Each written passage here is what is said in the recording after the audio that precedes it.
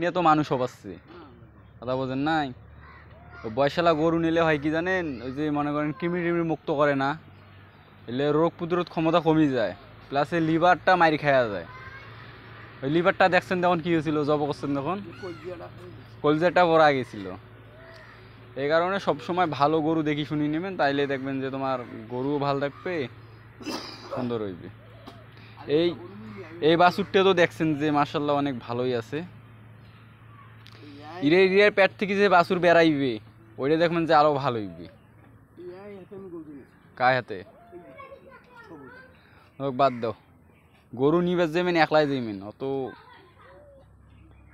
তোমরা গরু দেখি শুনি নেবেন, পাটা মোটা দেখি নেবেন, আর দাঁত দেখি নেবেন।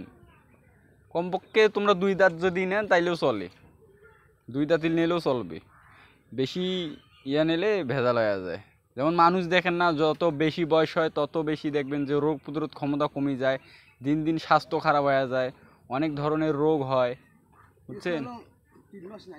নাই হয় এলাম 3 মাস হোক, 3 মাস হইলে আবার যে ক্রিমি ইঞ্জেকশন দিয়ে আবার ওই ভিটামিন খাওয়ান, কোনো সমস্যা নেই। এখন ইল্লাই চলুক, যখন ফির 1 বছর পার হইবে, 14 মাসের পর তখন হিট আসার ট্রিটমেন্ট নেবেন, তাড়াতাড়ি যেন হিট আইসি, বুঝছেন? এখন কয় মাস হয়েছে?